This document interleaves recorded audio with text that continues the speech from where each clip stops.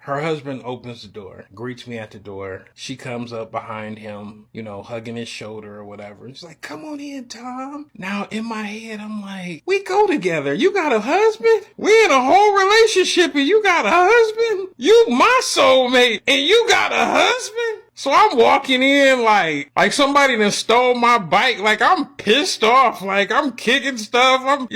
And the dude was weird. He was weird. Like he was just a weird dude. Like quiet, clammy hands when I shook it. Like just weird, just strange, right? So we sit down at the table, you know, and we going over coverage. Now they got a big, nice house, big, beautiful house. You know what I'm saying? But I've been doing insurance enough to know when I'm in a room with two people who just coexisting versus two people who happily married, it's a different vibe. I could tell, I don't know. And then come to find out they had only been married for less than a year. So I'm like, either I don't know what's going on, right? At this point, I really don't know what's going on. At this point, I'm just like, you know what? Let me just get this money. Let me write these policies real quick, right? Go over the numbers, cost of the house, all that kind of stuff. Cause that's one of the things y'all don't be understanding about life insurance. Life insurance is just not like, let me put you in the grave. Like if your wife or daughter or child or aunt or uncle, mother, father die, you may not be the same and you might need to be off work for some time. So you got to calculate all that into, you know, what type of policy you get. Just going in there and getting all these for $5,000. $5,000 ain't even gonna cover a cremation in most states no more. So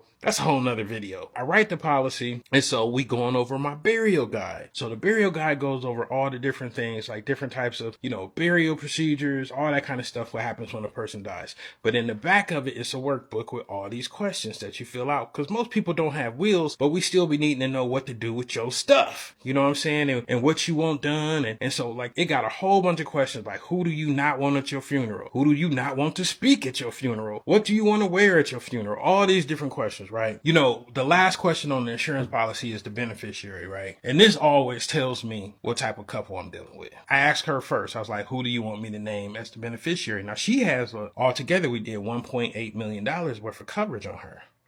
And so she's like, I want my mom to be the beneficiary. And then I was like, who do you want to be? You know, because you could name a second. So I'm just assuming she's going to say her husband, right? She says her sister. So, and I'm looking at him, you know, he just looking off into space, looking ghostly or whatever. So I get to him. You know, we only did like 100,000 on him. And he's like, my sister. And I was just like, this is weird. But this ain't the first time this didn't happen. I've done this numerous times where people married don't name each other as the beneficiary.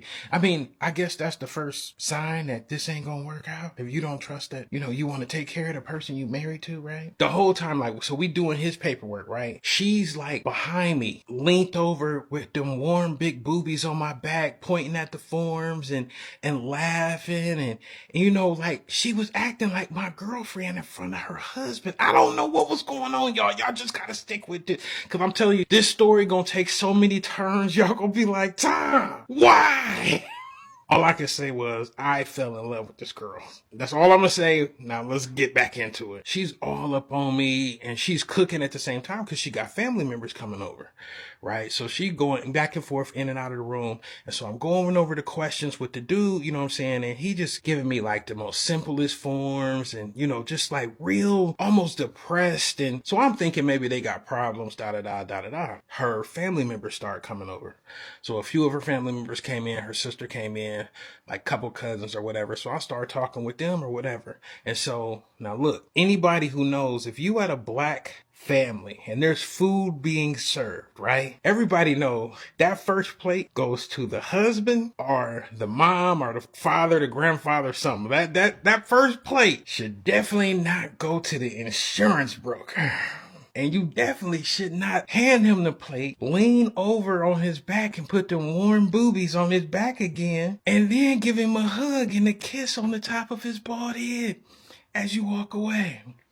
So I'm sitting up here with this plate of food. All the women are now looking at me going, child, girl. I'm just like, you know what? I'm gonna eat because she can cook because everything on that plate was fire. Dude is still sitting there at the table. I don't know what was going on with dude. He just seemed like he was utterly detached from the situation. So I write some quotes. I think I wrote like maybe 3 or 4 policies that night.